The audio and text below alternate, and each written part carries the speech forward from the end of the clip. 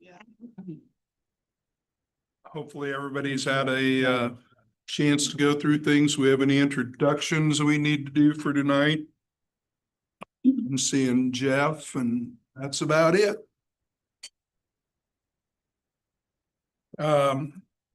Any agenda items that need to be revised from last meeting? No, Susie sent out the revised one this afternoon. right? If you've got that, there's no other changes. Okay. So we'll move into previous board minutes and I don't kind of got the indication that all was good there. Check register. All good.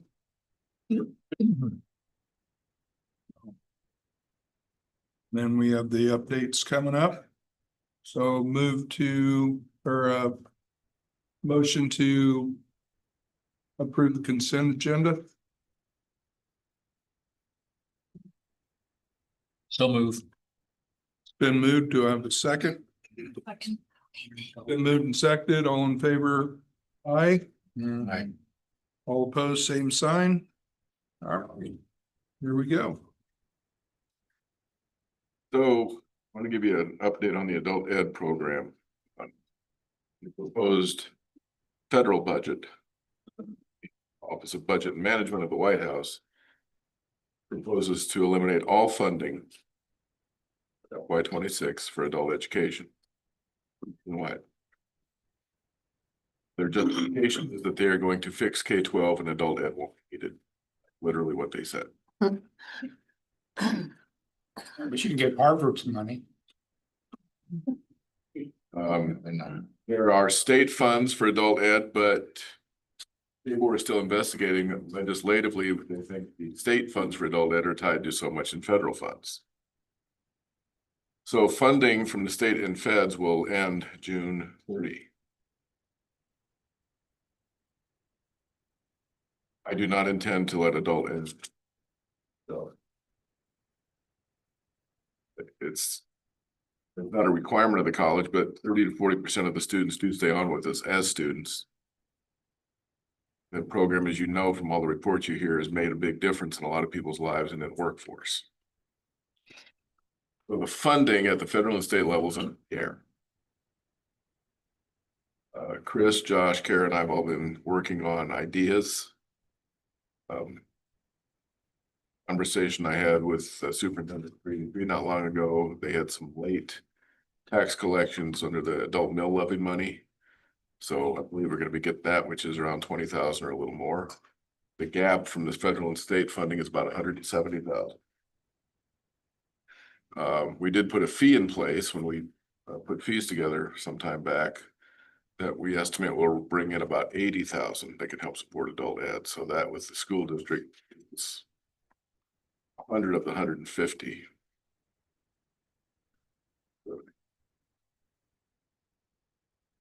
Now there's a good chance that the Senate and the House will still fund adult ed in some manner. They have to get it through that process and either have the president sign it or override a veto. It'd take a while. Some institutions who have adult ed on their campuses or school districts that have it already told their folks, when it runs out, you're out of a job. I don't want to do that. Probably we're going to keep exploring options, giving updates, probably bring you a proposal at the June meeting. We can keep it going while all this stuff sorts itself out. Is that under the bill that was passed by the House? So this is under the skinny. This is not part of reconciliation. This is the proposed budget bill for FY26 that came out about a month ago. So there's a lot of outcry because this affects a lot of things. You should also know the budget proposal also proposes eliminating all funding nationwide for Job Corps. Significant cuts in other areas. We have done probably the best job I've seen in my career of integrating adult ed with the college. all levels for the benefit of the student, faculty and our staff, our services. So the next month, I'm gonna give you a proposal, how we can be going while all this sorts out. If there's anything you wanna add? When would those dollars need to be in the college in order to? If it's in fiscal year 26, You know, with fees collected, and if that little bit of funds comes from 383, that buys us, I'd say 1 to 3 months, by when? August? August to September.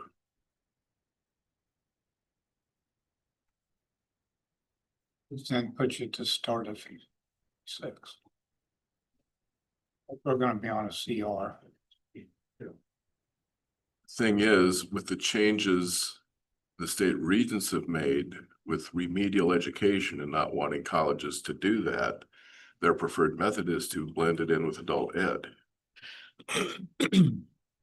Adult ed is not only doing adult ed, it's restoring basic skills in reading, math, and writing that are essential for a lot of our students to get through their programs of study.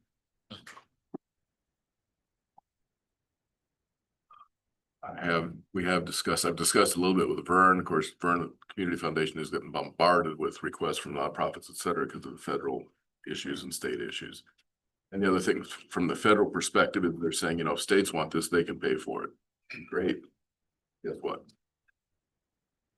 But I have talked a bit with Vern, talked a little bit with Chris, and I'll meet with Chris and his staff soon on how we do some, let's say, counter proposals to some agencies related to fund on outcomes, as we've discussed before. Because the students that go through adult ed, the ESL students get English proficiency, which helps them get jobs. They may stay with us and get a skill that helps them get a job. The kids getting a GED and staying with us. We have very tangible indicators of the progress they've made and the impact that they have in the community.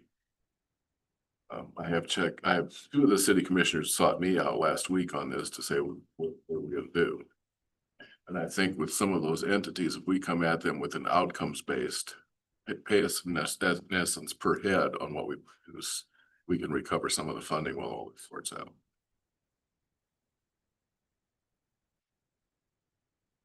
We have to be creative, innovative, and think outside the box. Public funding.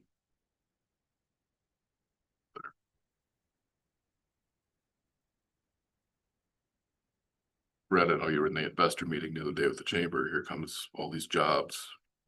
Some of those jobs are going to come from the people we put, a lot of those jobs are people we put through, but especially through adult ed.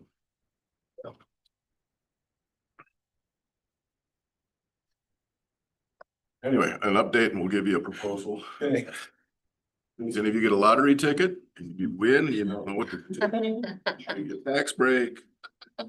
So that kind of leads into discussions like with the county and the city. I mean, cities for so now. County, we getting any place with that? We are working on a proposal to give to them. We're led to believe we might be able to get 2 votes out of the 3. That's all you need. You might, they're probably most don't care about it. So the president's budget request is supposed to be dropped May 19th. It's now June 23rd, which moves all the markups into July. So that's why I said there'll be a CR because they're just. They're gonna make those deadlines. At the state level, all of the higher ed sectors have to get their requests for next year into the regents before the regents meeting this month or next month in June, because the legislatures sped up their process with budgets. So the tech colleges, we're gonna meet Thursday, is to restore the cuts that we had, keep all the funding we've had in the past, not ask for anything new. However, there are some legislators tied to this potential task force in higher ed that have reached out and said, we want the ideas you have on outcomes funding. Do that.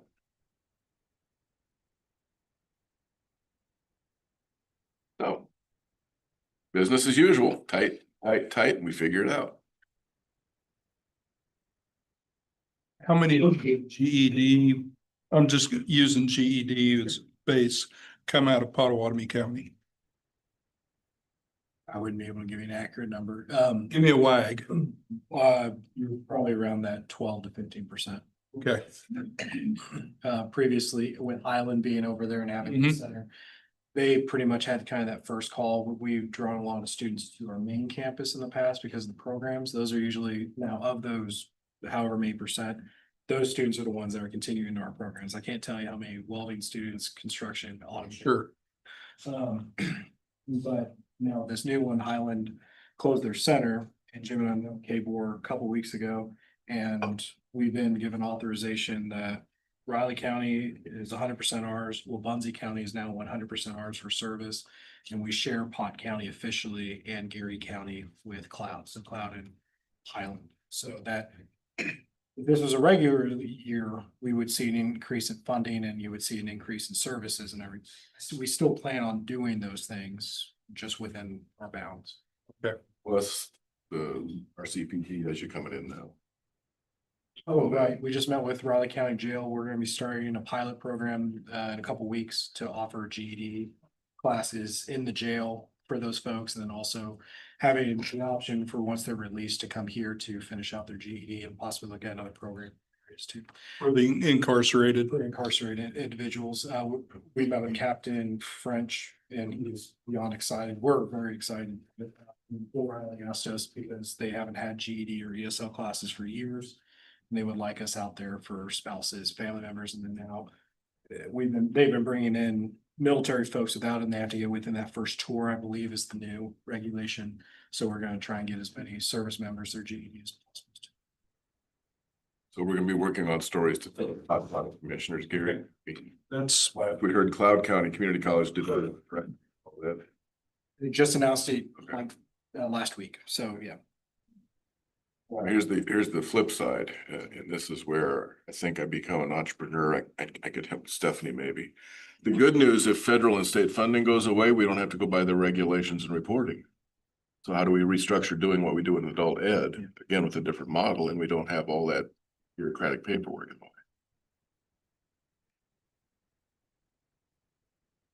the way? Okay, I mean, that saves us some time to put where we would be putting resources into a lot of reporting to do more connections with employers and getting connections made that way for the workforce. okay. Okay, Mm-hmm. so get any ideas, let me know. If you know anybody critically ill, wealthy with no inheritance, win a lottery ticket, let me know. I'll drum up some business for you. That's what we like. You're welcome. Okay. There are worse problems. This is an opportunity. Different. I also, one thing I just think about is, right, and healthcare always is kind of behind, but we still give out scholarships and we have scholarship money that no one takes because their education is covered in other ways. So I don't know if other industries are like that or as well. So is there another way to, instead of doing that, because anyway, I don't know, I was just thinking. I think that's with the outcomes approach where it's a scholarship Yeah. paid based on they accomplished this stage, this stage, this stage, so that But maybe the working. donor feels better about providing the resources. The same problem exists in Manhattan. And we have allocated so much money for scholarships and we can't get enough students to take it. But it's not that there's not enough students, but they have other means. Right, so Same thing. right, so there's money, pockets of money, but then how do you read it? Yeah, align it, You redirect it, is that what you're saying? right, yes. Yeah. Anyway. In Manhattan, where are you talking? Where does, Bureaucracy. oh, okay. More news to come. Okay. Mr. Pishney is here sitting in for the usual instigator, Brian Cook, who's on a little vacation. So Jeff, it's all yours. Stand over so everybody can hear me. Good evening, Jeff Pishney, automotive instructor here at MATC. I've met most of you guys already. Just give you guys a little update. There is no attachment 4, so I'm attachment 4. So I get to just talk about what I do, then we'll update you on automotive technology. We just finished our first year with our new expansion over there. It's been phenomenal. We've been able to do some massive projects that we've kind of shunned away from before. Boxburger's truck for one. Josh's, Pam's was a huge one. So anyway, I mean, these were projects that spanned, 4 to 6 weeks or better, which normally we didn't do. We did not have the space, so we didn't get students involved in these types of projects. So these were awesome. The Chris's rodent incident was perfect for what happens here in Manhattan. A great deal. And living next to the lake, we have a lot of those things that pop up in the industry. So way off the rails of what you find in a textbook. So great opportunity. Thanks, Chris. Appreciate you and your school. Backstory, a squirrel ate 33 wires under my hood. And now I have 66 new failure points, but it works. Huge amount of connections. But everything works and the student got experience. Yeah, that was great. So we had several of those. Those were awesome. We did lose Jaron Nittler this end of this year. Now he is moving to MHS. Silver lining there is he's teaching the automotive program. We were going to accreditate that program. So we're going to help him with that. We will have transferable credits. They anticipated doing that by the end of the summer. I seriously doubt that'll happen that quick. But we'll be on board with them. We've also elected to share our program advisory committee. So our meetings will be together. So Chris Holburn and Jaron Nittler will both be at meetings with us.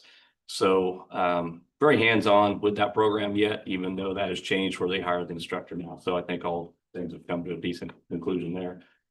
So looking forward to that. Other things that we've done, or if we got, I think that's really about it there. So that's all I had. I didn't have any math to talk about today. That's what I was hoping for.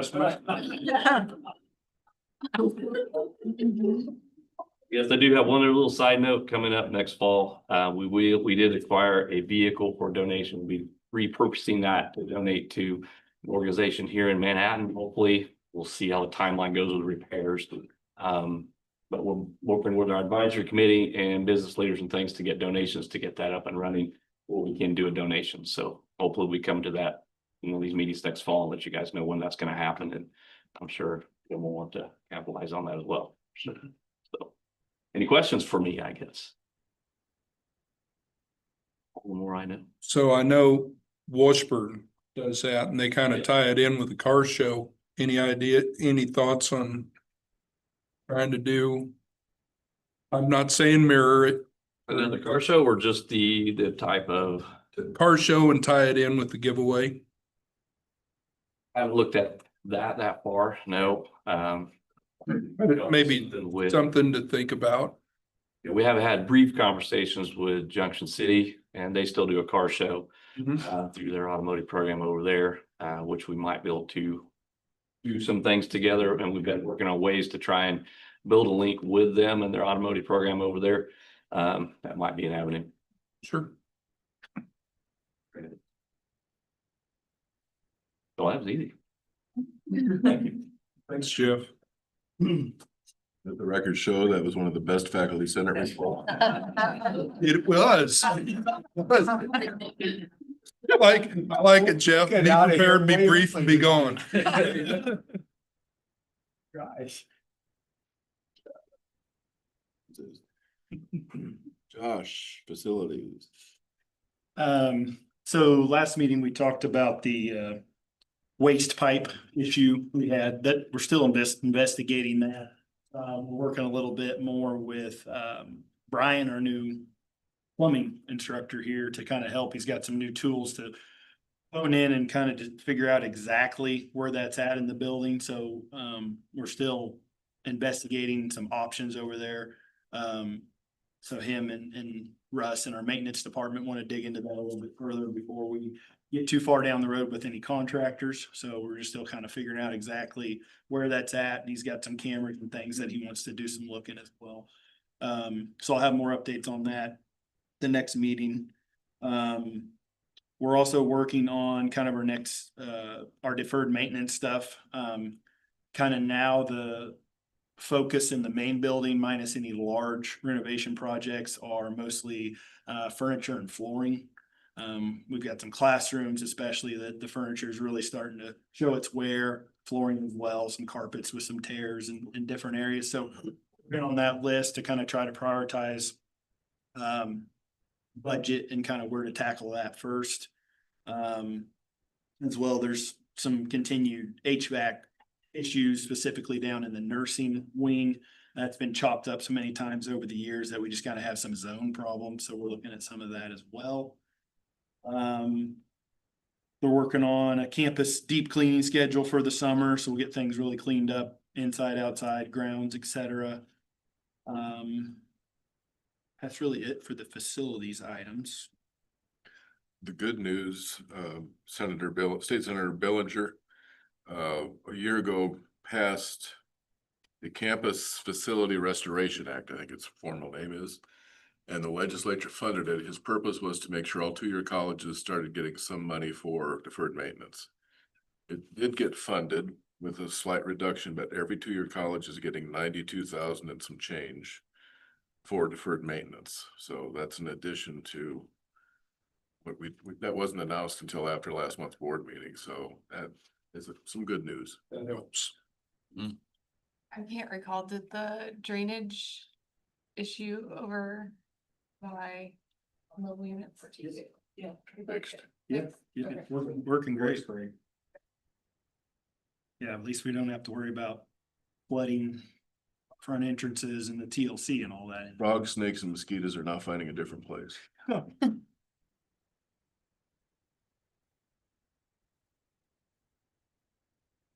Thanks. Yeah, no real big updates this month, but Josh and I did meet with John and David last week to kind of talk about a financial dashboard and how we can kind of start to present the financial information maybe in a more concise manner that, you know, everybody on the board can understand. So we've talked about like including maybe some financial ratios just to help kind of understand everything better. Maybe even talk about enrollment, which I need to talk to you. Include some enrollment numbers on there as well so that you can get an idea of just what our enrollment is like at any given point in the year. So yeah, we'll be working probably over the next month or two to kind of develop that. And so you'll start to see that.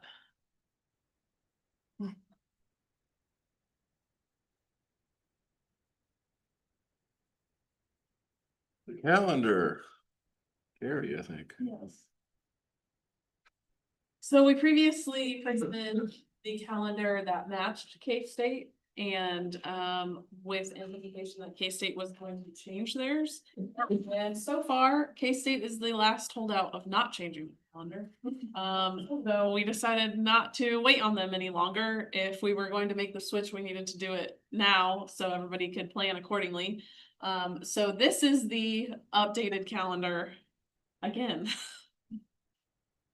So, and we gave it to you in a little bit different format. So this is obviously monthly and color coded, and this is the exact same thing that we sent out to faculty and staff. So they can see when we have in-service, when there's holidays, campus is closed. So we will not exactly match K-State this next semester, but it is one, yeah. What was different? Yeah. The starting date, Starts earlier. it starts earlier. So K-State doesn't start until the 25th. Yeah. It had commencement on the weekend For Christmas. before Christmas. And we anticipated some issues with that. And they did this to us last year. They said they were gonna start on the 26th, then we got into June, and then they changed their calendar. So we kind of quickly do it, and it's such a massive overhaul to our line schedule, to post vacations. It still works because 383 will start the 12th and 13th, the week prior, so we're still in line.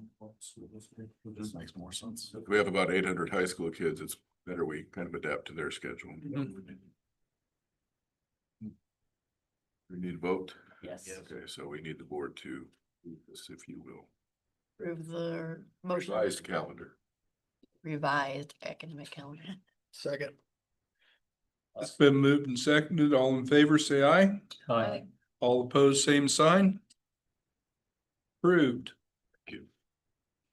So one of the joys of the changes at the federal level is potential changes to a lot of things affecting higher ed. There's could be a stronger endowment tax, which I'm not gonna be worried about because you have to have like $500,000 per student endowed to get with an income tax. Harvard's worried about that. But one of the issues is they're wanting to hold colleges and universities accountable for students and if you hit a certain percentage. And Laura is here. She's been on top of this. She and Neil and I are often really been keeping up to date. So they have a recommendation. It doesn't need board approval because the contract threshold's below the level.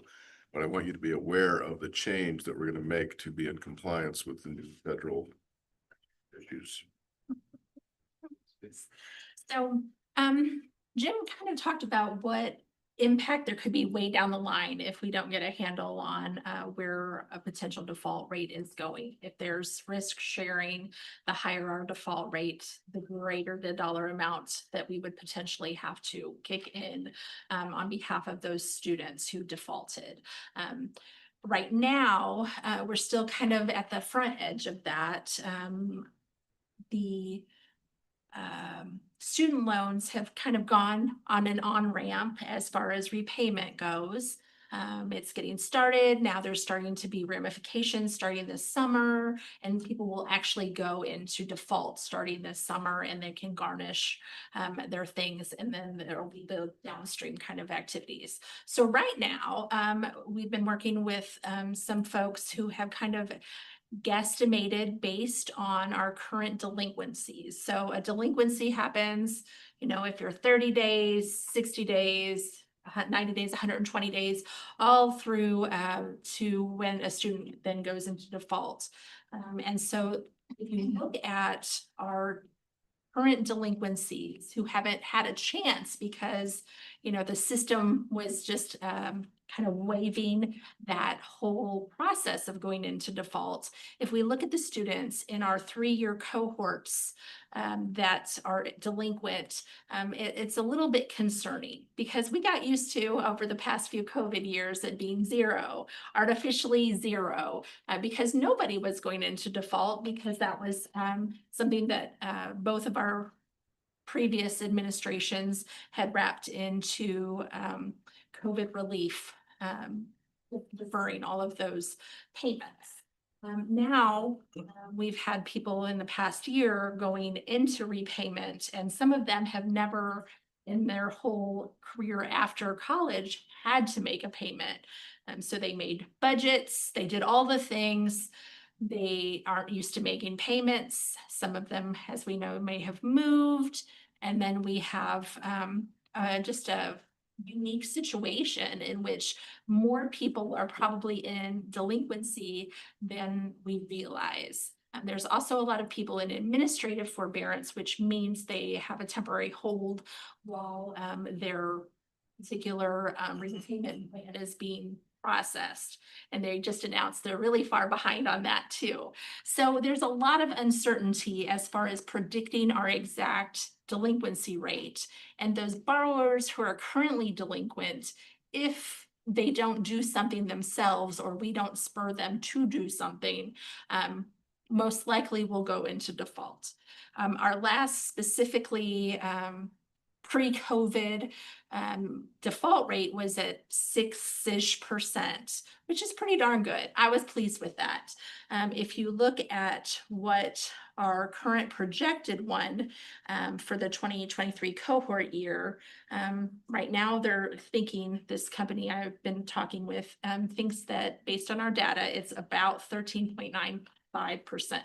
And that excludes the people who are in that administrative forbearance. The predicted for 2024 cohort year is a little bit uglier. That is potentially at a 21%, almost 22% delinquency rate. So that's really far away from our nice, happy 6% that we were living in pre-COVID.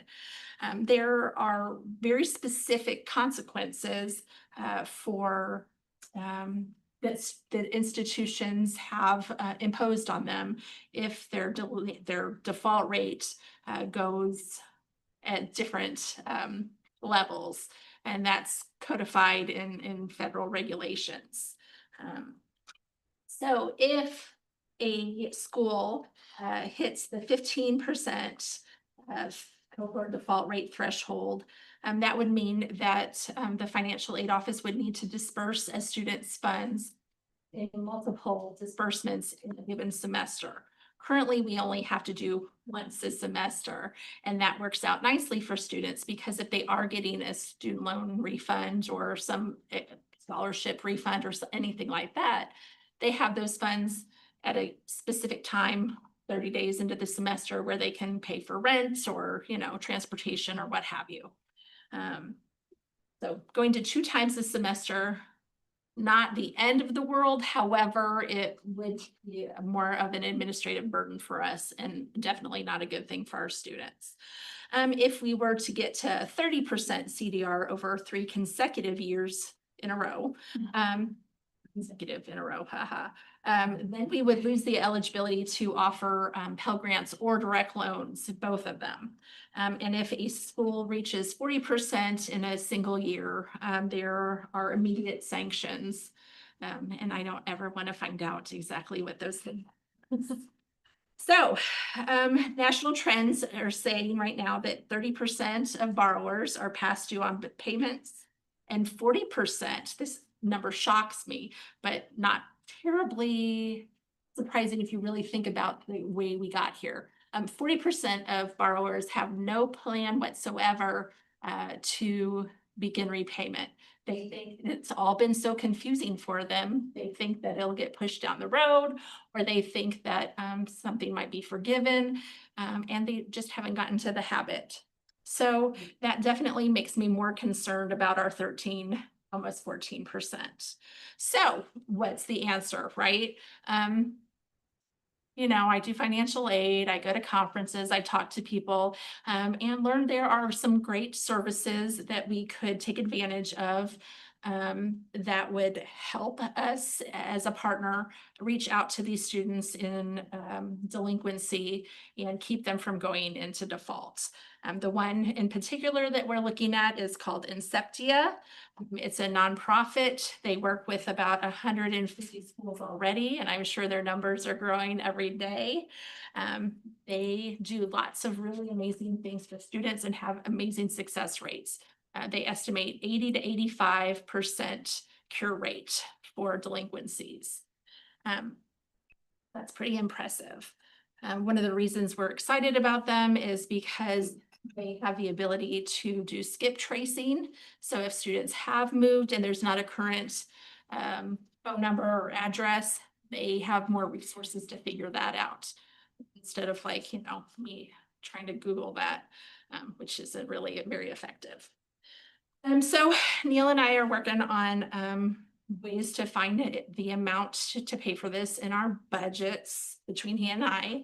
We don't anticipate any, you know, college-wide kind of cost coming out of it. Nice thing about Inceptia is that they charge us like $7-ish per student, delinquent student loaded, and then they only will charge us a larger fee per student if that default is cured or that delinquency is cured. So it's kind of a win-win. They won't give us a big bill unless our default rate or delinquency rate goes way down. And at max, based on our smaller population in general, where they're thinking that at max in a year, it would probably be maybe up to $3,000. So see, not a very big amount. But we wanted to let you know about it so that if you hear things in the news, you know we're working on it. You know we have a plan. We're meeting to go in, finalize that plan here soon. But I think the big takeaway is that partnering with Inceptia would allow us to continue to provide great customer service to students and not all of our time spent chasing those ones in delinquency. So we can focus on the ones in the here and now the same way that we have been. This kind of enhances what we've been doing with delinquent borrowers and takes it to a new level, a much more concentrated, focused level that kind of delivers a greater bang for the time. So what kind of questions do you have for me? So- Everything you want to know about delinquency and default now. I'm just making sure that I understood you correctly, that $3,000, let's say, Yeah. you're gonna be able to absorb that through current operating budget? That is what. Will it have any detriment We then? have not had the extensive conversations yet internally. but Okay. Looking at both of our budgets for this upcoming fiscal year. Depending upon where variables move, because we Sure. obviously come from the general fund as well, we Right. could absorb it into our two budgets. Okay.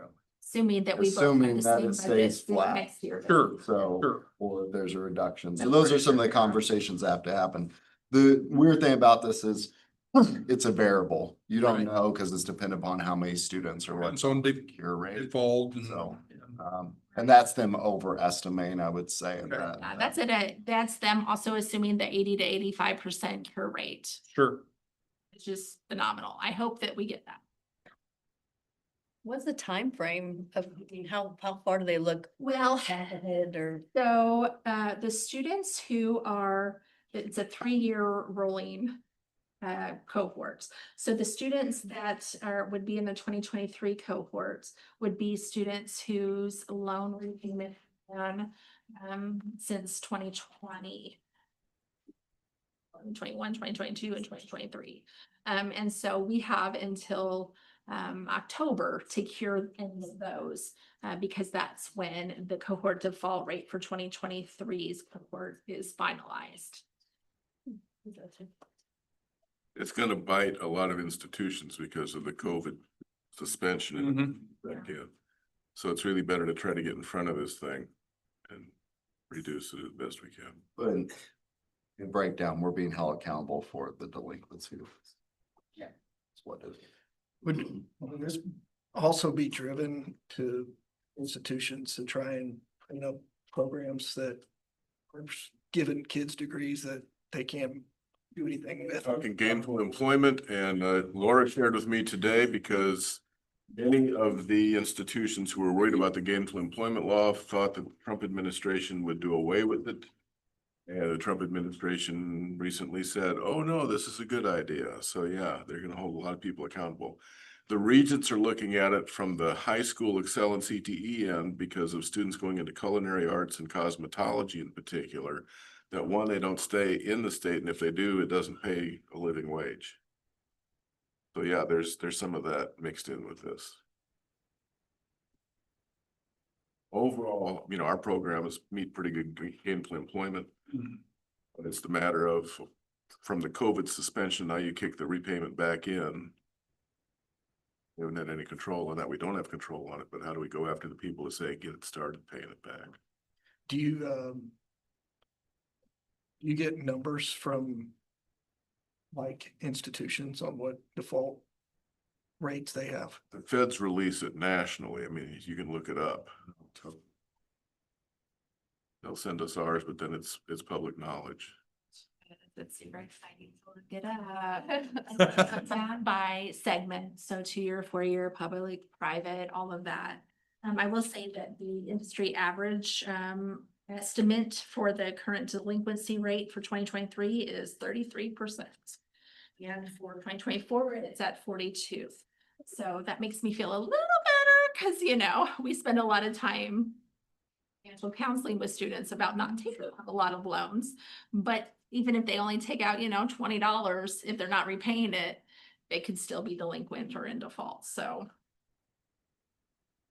Yeah. The delinquency would start after they graduate? Yes. Or if they don't complete. Or they don't Or if complete. They don't complete. So in general, it depends. I'm not a financial aid person without saying it depends, but in general, a person has 60 days. No, I'm making myself crazy. They have a set amount of time, 6 months after they graduate or withdrawal and stop attending or drop below half time to restart repaying their loan. So if they have used that once somewhere else, they don't get another 6 months. So I guess essentially what I was after is you can't refuse enrollment because they're delinquent. past. Oh, no, we can't refuse. Well, they can be deferred while they're in school.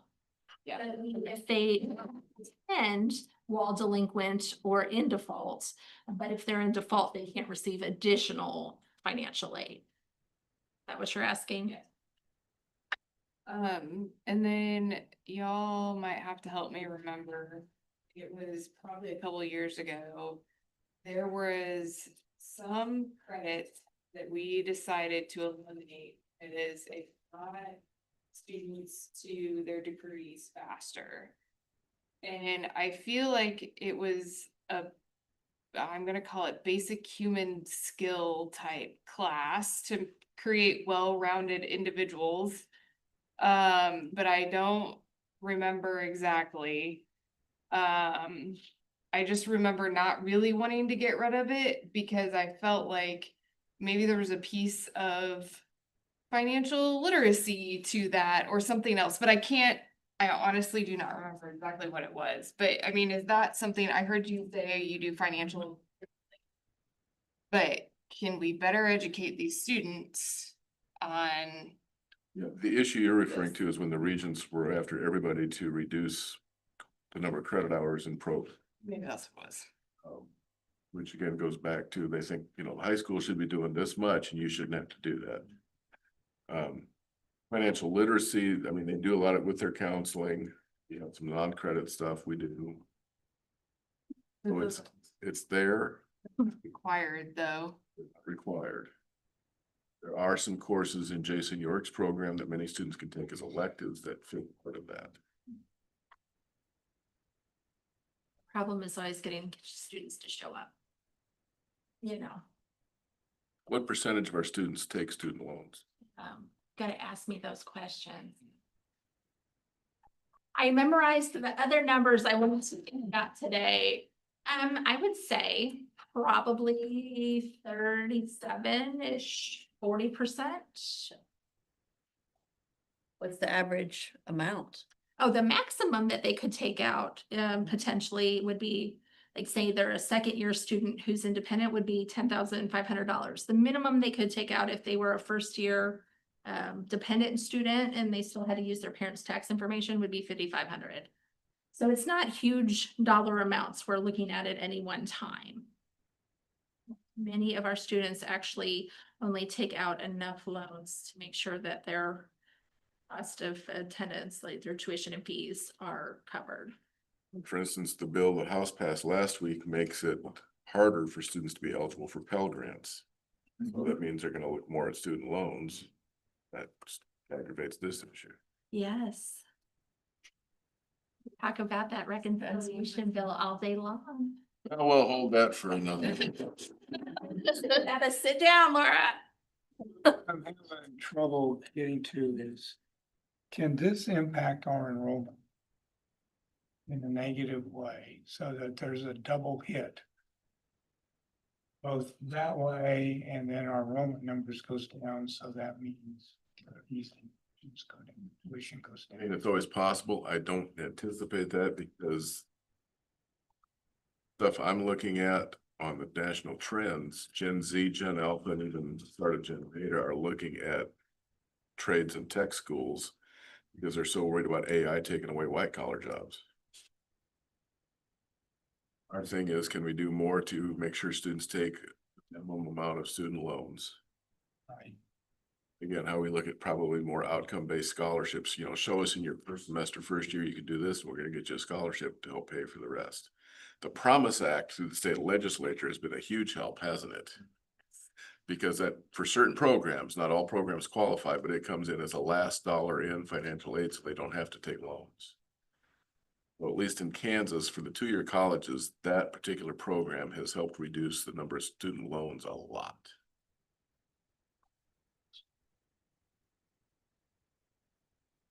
Okay. Our next bit of good news. Thanks, Laura. Couple policies, a remote work policy. This is the one we brought for review last month and took the board's feedback, Peter and I, and made some changes to that as well as you, quite a few of you helped us via email as well, clear up some of this language. So this is the newest version of that. And again, we have time to iron this one out. I have it ready. This one's here. I mean, in my mind, it's finalized, so we could take action on putting this change in place. Or if there's more conversation to be had on any more changes, that's okay too.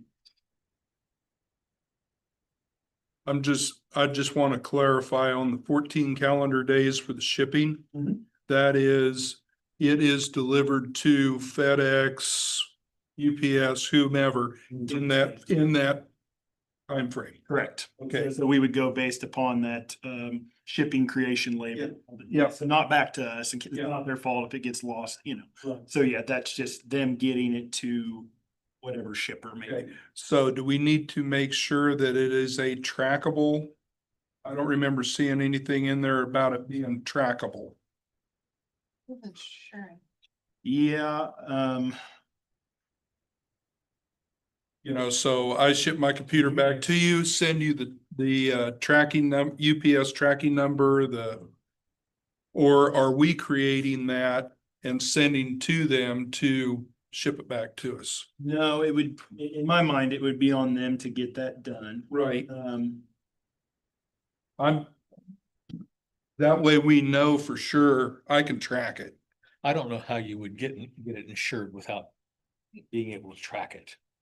Yeah, can you even send a I mean, doesn't every UPS package have a tracking number at this point? Yeah, but it's not provided it wouldn't be provided to you. Sure. It would be provided to whomever sent the package.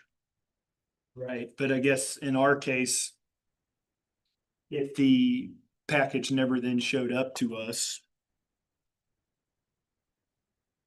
You're gonna have to go back to the individual to find out how it was shipped and get that tracking information.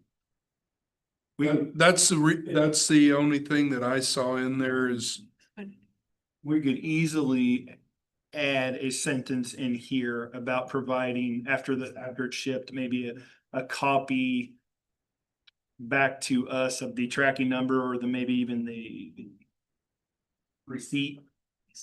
Shipping insurance and tracking information is required. Is that in tracking? Yeah. Information. yeah, So if that's the only thing we have, you could take action on just making sure that we get that added in there and get it done, or bring it back next month.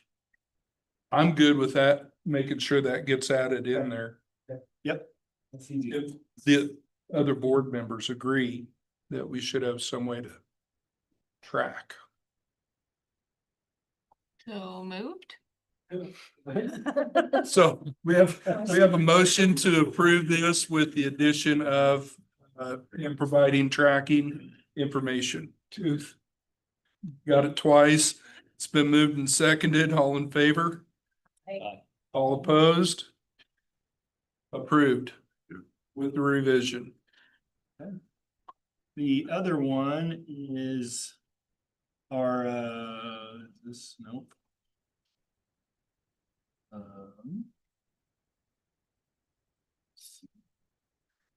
The reserves policy, right? Yeah. Right there. Not sure why it would be marked up version, but that's okay, because we were just gonna bring this for a draft for discussion anyway, no action to approve it.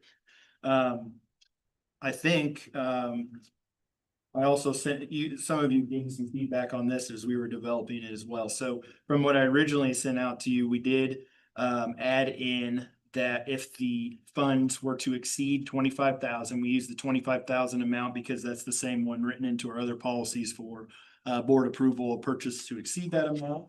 So we did add that.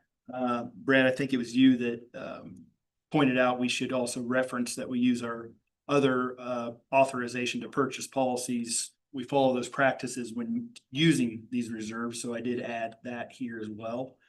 I realize this one, I think you just maybe got a copy of this sent out to you today, so if you didn't get a chance to read through it all, that's okay, but we basically just wanted to bring this forward as our working draft, see if there was any comments or feedback, and then hopefully bring you a finalized version for action in June.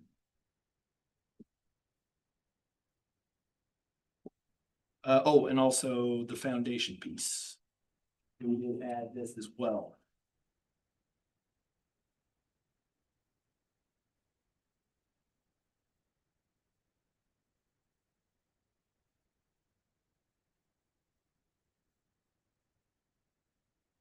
Please, I felt pretty good about this draft. think of anything else, just let us know and we'll keep it again before the June meeting. Appreciate your help with it. Yeah. On to cyber. Okay, so.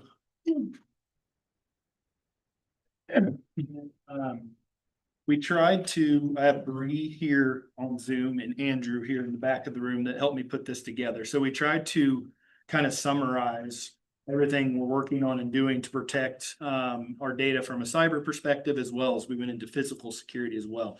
So those first 2 pages kind of try to go through a summary of that, and then we build out this more detailed set of contents to kind of go through each area a little bit more in depth. I'm not going to go through and read through all of these and bore you to death, but I was hoping maybe there would be some questions or some general questions about how we protect our data, or on the physical security side as well. If you had, or maybe wanted to talk a little bit more about why I have Bree and Andrew here. They're in this all day, every day, so any questions you may have, we can probably definitely answer.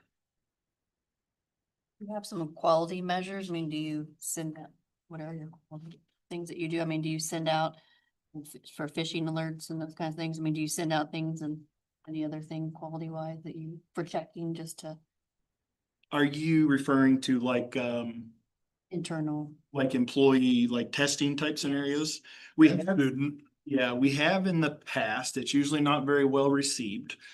But at least when we have done it in the past, actually the scoring was really good.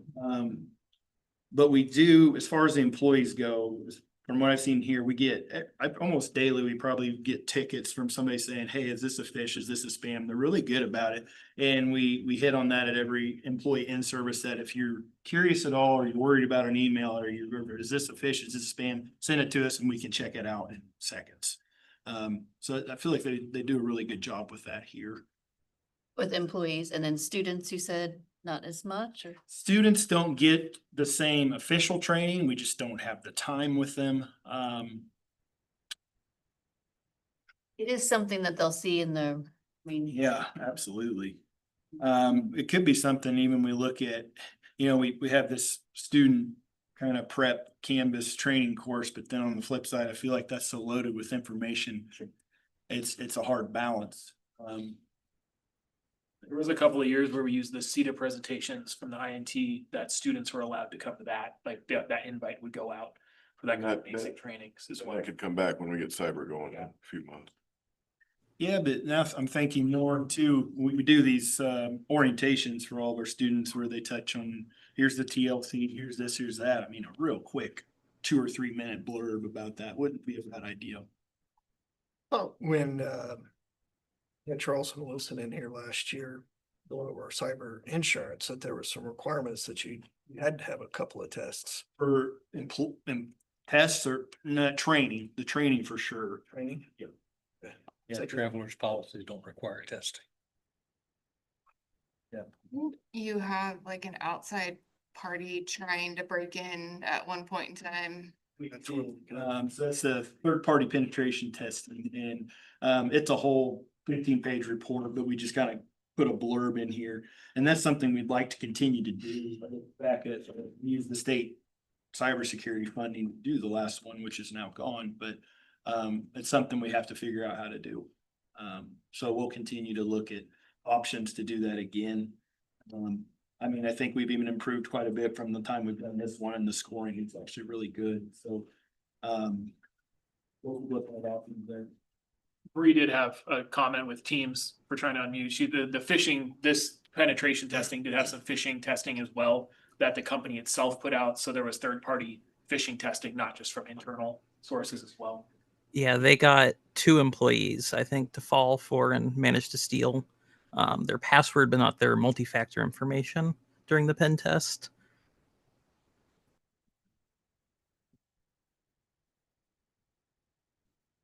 And with the multi-factor authentication, are they setting it up themselves as a duo or just by text or?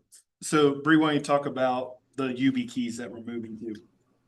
Yeah, or the last, I would say since about the time COVID started, it's when Microsoft first started implementing it. We started moving to these UB keys. They're a physical authenticator. They're capable of acting as a smart card, which is an older system for handling multi-factor. It's based on the CAC cards the military, the Department of Defense uses for authenticating people. It removes all passwords. There's no password to remember. And there's no password that sits on another system that can be hacked. Employees aren't using, the same password that they use from their personal accounts. A lot of breaches happen that way. And it enforces a lockout after 3 incorrect PIN guesses directly on the hardware key. And it also verifies the page that they're inputting the stuff in to make sure it's not a malicious website. It's supposed to be nearly impossible to phish them, though attackers continue to get smarter, and I'm sure there'll be more attacks as these get more popular.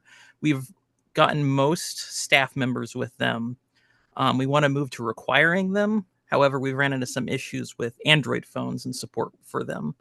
And so we kind of have to overcome that. And the problem is it's mostly Google offers competing solutions, and they've not been supporting UB keys in the standard solution very well. That's been holding that back. But it works great on iPhone.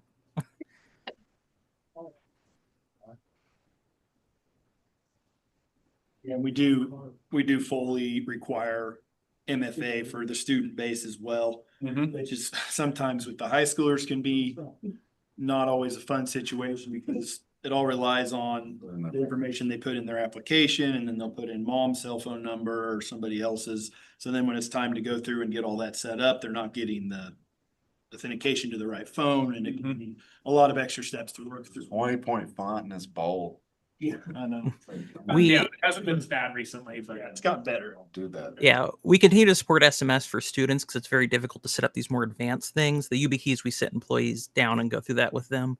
Though I think I could pull up statistics. I guess maybe I should have pulled them up. But I think the majority of people use the Microsoft Authenticator, which is still vulnerable to attacks in much of the same way that SMS is, but it has some improvements to it.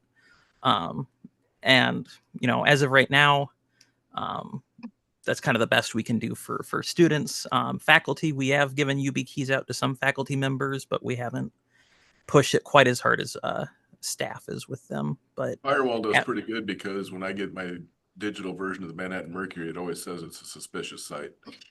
Well, it is. I got one today from KSRE, Kansas State Research and Extension, that had red right across the top of it that this may be a malicious site. I'm going, my God, that's who signs my paychecks. I got one from Thad from KS Bank and didn't come through the firewalls. It was pretty good. Kara and I probably get the most phishing emails, I think, because they're always funny. I did discover this past fall that Microsoft Authenticator does not like it when you get a new phone. That I got a new phone, and so yeah, it did not like that at all. None of them. Yeah. Is this something you probably, you're actively, every 6 months really updating these measures? Is it that fast? Probably quicker than that. I think, some of the scoring and stuff that we use in our Office 365 environment, we were just looking at it the other day, and basically they have tables and tables of recommendations on things that you can do to improve the security. They all have trade-offs where some of them, kind of usability versus how secure you are. But we're always working on that list. Bree was just teamsing us before we started here because she'd said her score had actually updated that's what is in this document. So we were thinking we need to update it's actually higher. yeah, something, an ongoing work in progress that'll never be totally done. Unless there's any more on cyber, I was thinking, Andrew, maybe you want to do just a real quick overview of all the physical side of things, just, you know, the Gallagher system, their ear to camera. With the new building, we had switched over from our door access and our camera system to a new system. For a multitude of reasons, one of them being that their old panels were a mercury-based panel that were not created in the US. So there was a lot of COVID drawbacks waiting for new door readers, things of that nature. So we moved to a new one that's non-mercury based, that's built in the US from a company called Gallagher. They're used all over. K-State has them, all their whole campus and everything. So they're very secure, very easy. This building, all the exterior doors are using that system. We'll be moving our Wamego campus over to that system. So we're only on one. Currently, we have both systems running. And that feeds, the cameras feed into that system. So then our Jay, the security officer, can have one dashboard to kind of manage everything, which makes things a little more convenient for him when it's working. But security there from Bree has broken stuff sometimes. But anyways, so that's all there with that. And our plan is moving that throughout the old building as well to make us more secure.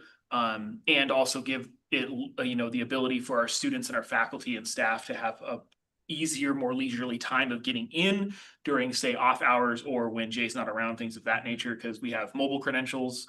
They're looking into those. We have a few right now that I test that works really well, but using mobile credentials, so that makes it more secure and just super easy because everybody has their phone on them, doesn't always have an ID card or a fob.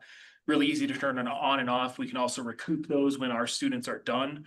That mobile credential can come back to us and we can reuse it, so we can save some money there.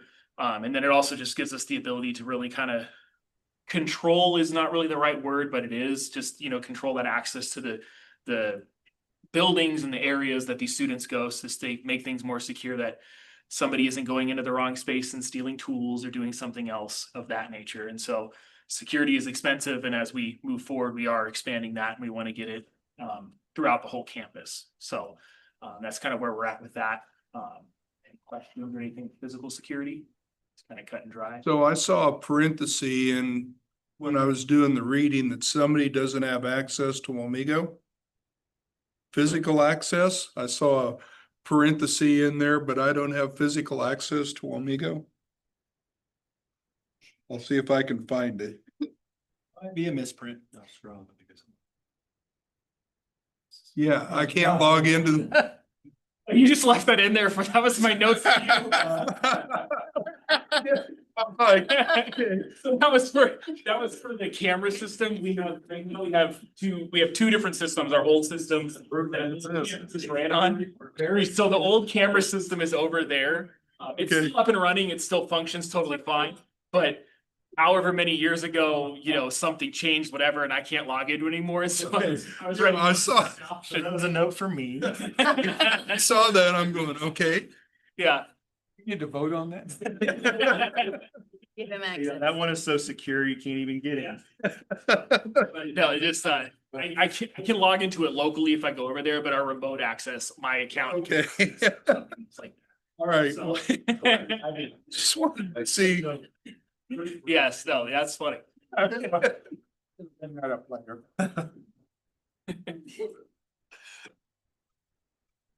Thanks for the clarification. Absolutely. So, and then, I mean, one of the big efforts with the doors in this building's particular too, because our physical key system with this new one, we moved to I don't remember what level it is. It's like a level 6 key system. That's a great grandmaster key system. You know, that kind of how everything is. We didn't have that with the other building. We still kind of don't. We have, you know, an old master and a new master, and everybody kind of has one and they can kind of get into everything. So and we don't know how many are out in circulation or everything else. So I've been working on a kind of a physical key form checkout system. Okay.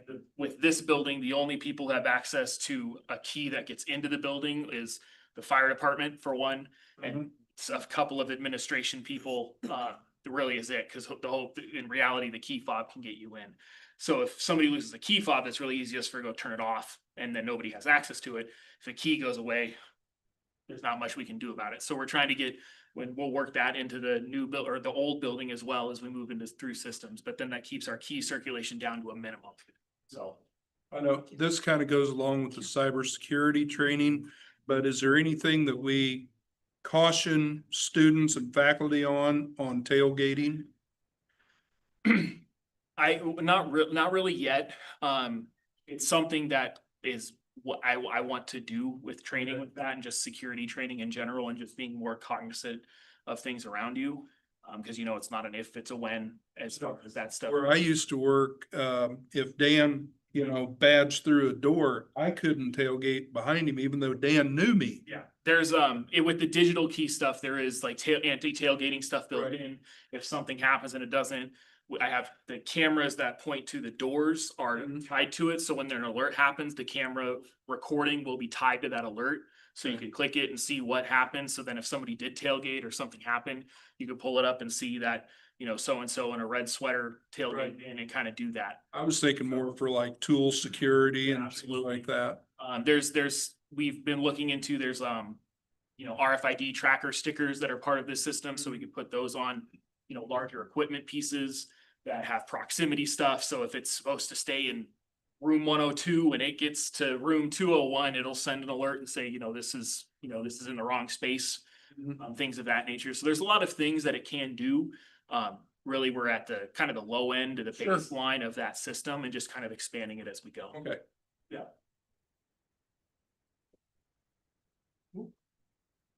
Thanks. Thank you.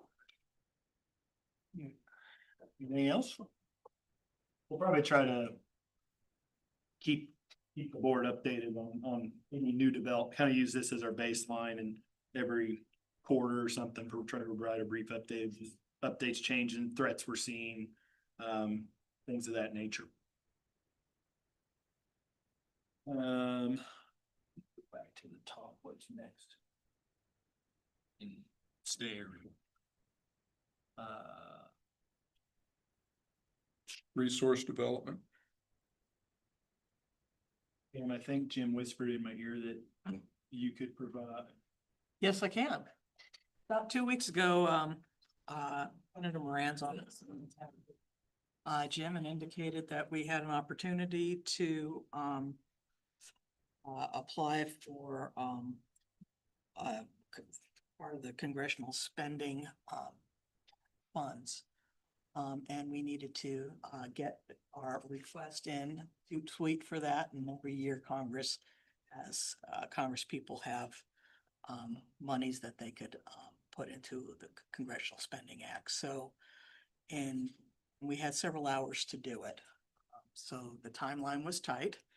And, what ultimately happened was we put in a request for $750,000, with the senator's office, and it was focused on, and the name of it was Critical Environments Industrial Maintenance Technology Lab.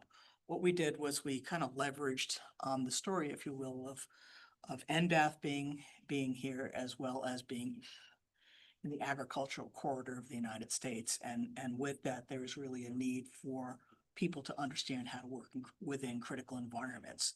And our need was that of equipment. So, both Carrie and Josh, really toot sweet, put together an annotated budget for $750,000 for necessary equipment to enhance what we do have in terms of equipment for industrial technology to meet those needs.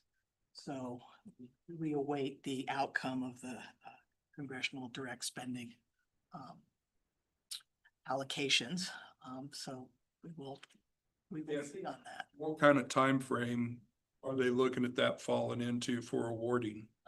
They're when the budget, It's all tied to the. it's all tied to. Help you out. I've worked this, I've got like $28 million in for CDS. So it'll be, they turn in their forms in late June when the budget discussions start. Sometimes they get everything they put in, sometimes they don't, but it's, Okay.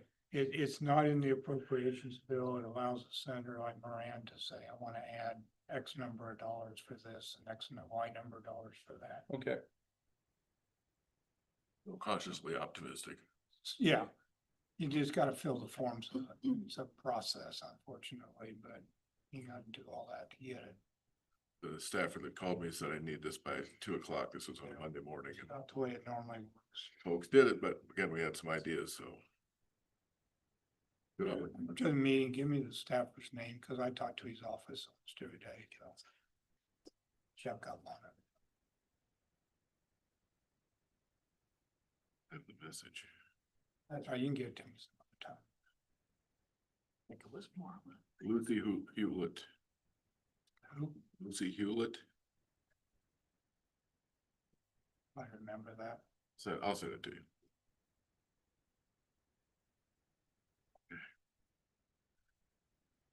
No required governing reports this month.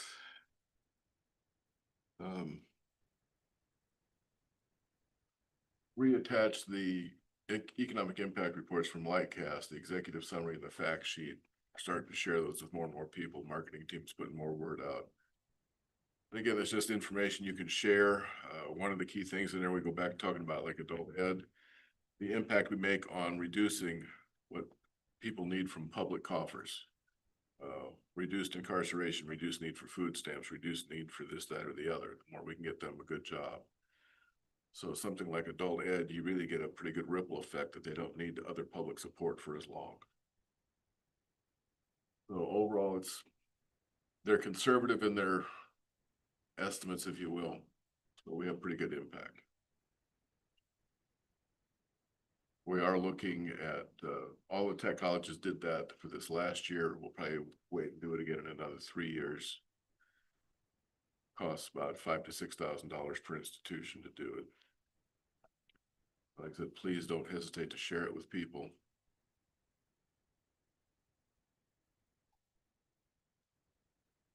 Glad to answer any questions, but it's pretty straightforward. So I am looking at the service area and it now includes Nemaha County as well. Officially, no, unofficially.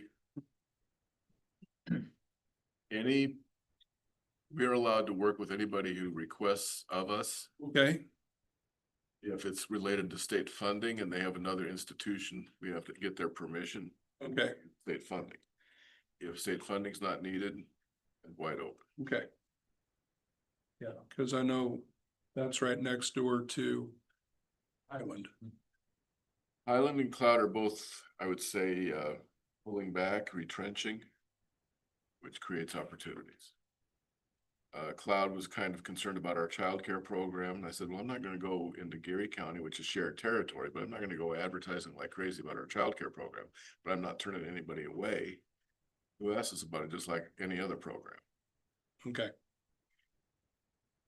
I know at one time as Wabunsee was Washburn.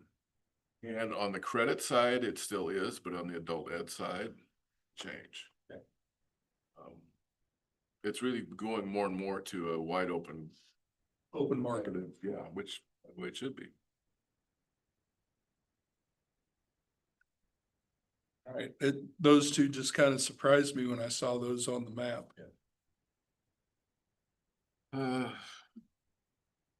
The city, we've given our budget request for FY26 to the city. They have a working session on July 8th that I will be at. They're not taking presentations, but have to be there to answer questions if they have any. Last week at the Advantage Manhattan Investors Breakfast with the Chamber presentation was by ETMW, the company expanding here, and I think we look pretty good. One of the comments they made to the group is they reached out to us before they even contacted the chamber or the city about coming here. So that's bringing about 140, 145 more jobs here. About half of them are welding. We saw the news about that subsidiary coming into Walugo. We've had no contact with them yet, but I'm assuming they'll want to work with us there.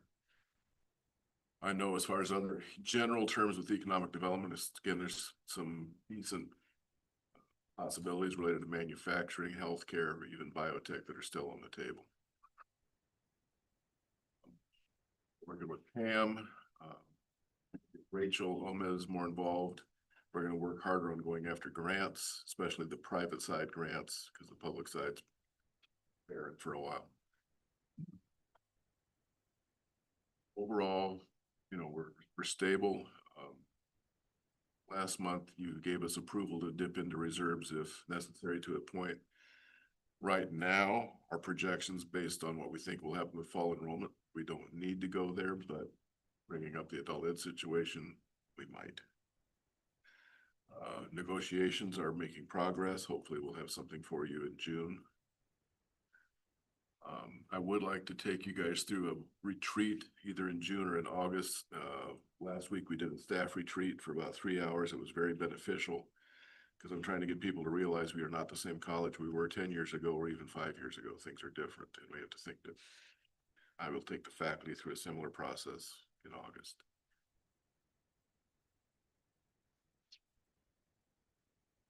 I'm sorry, I was trying to, did you talk about childcare facility and where we are? We did. We met last week with Vern, Chris, and Lisa, and I. We'll be hiring one more full-time person. Vern will help share the cost with us. We'll hire an outreach coordinator to help Lisa. We have 18 credit hours on the books for teaching. For the fall. For the fall.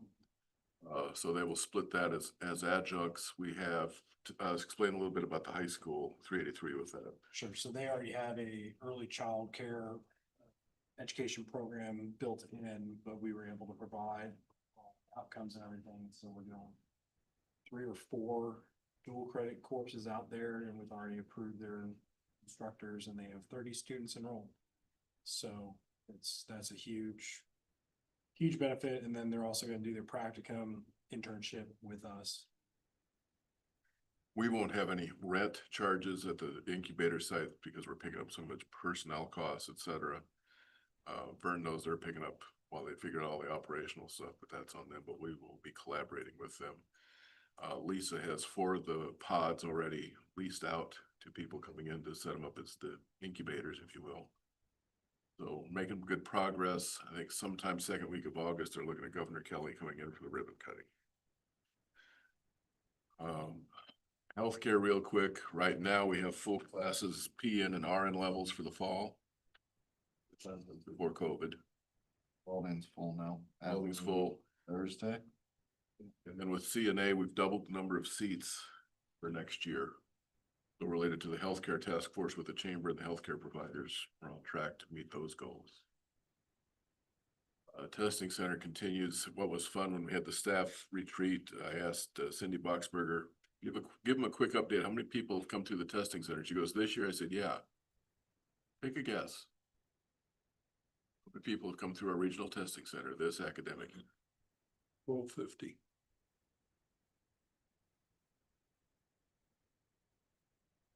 Not even halfway there. Really? 5 months. Over 3,000. Okay. So, we're looking at some reorganization, some enrollment drives the train, whether it's credit or non-credit. That's Carrie, Chris, Kim Davis. The rest of us are in support, but how do we get more better at student success, improving it with data? How do we get more better with operations? How do we get more better with what I'm going to call a one-stop approach of our advising, recruiting and admissions, the teaching learning center, the adult ed regional testing center? How do we improve student success? We've never had to pay a whole lot of attention to it because we're good at it. But right now, anything we can do to increase that margin is in our favor. And like I said, the national trends actually are everything is looking more and more at the tech side, the trade side, than anything else in higher ed. So we have a meeting in June. I'll have Susie reach back out if you have the time. I'd love to do the retreat with that meeting if possible. Long meeting. But I'd like you to take you through a condensed version of what I took the staff through so we can get your input on the same topics.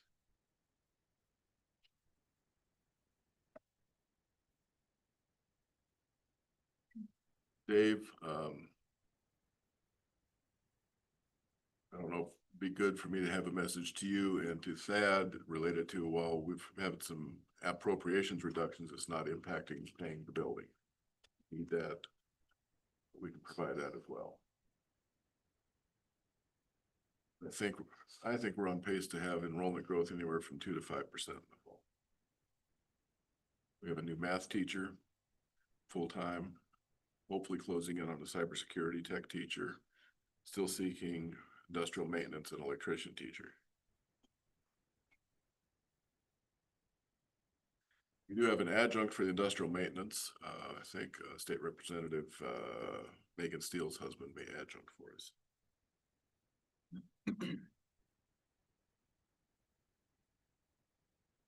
You know, I sit on the board, so I can't help you teach. You never know.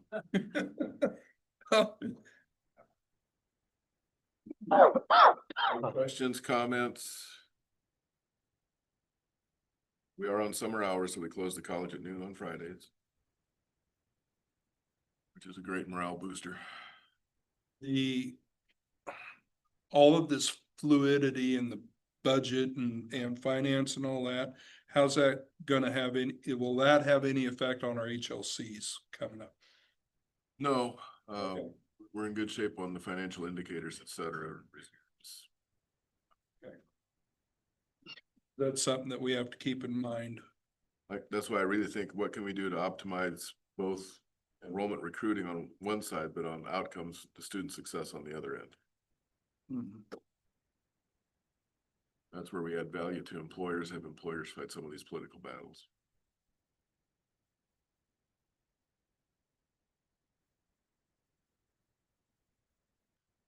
Not even 7. At the board, anything on the term dates? Oh yeah, term dates.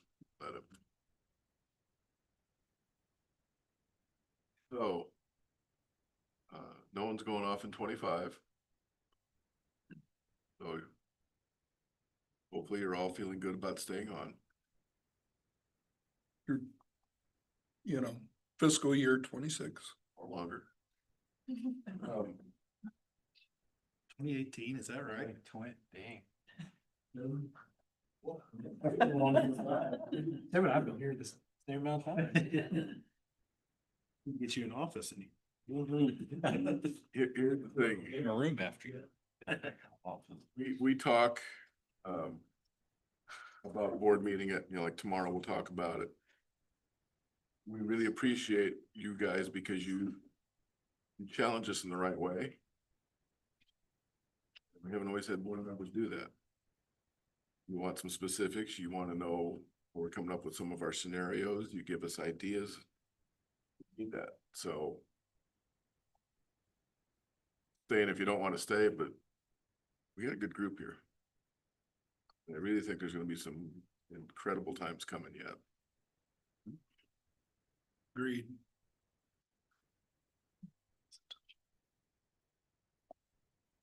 That's all I got. Anything else? Okay. I would unless there's something else for the good of the group and board, I'd entertain a motion to adjourn. Meeting adjourned. Y'all have a good. That's the wrong thing. That turns it off.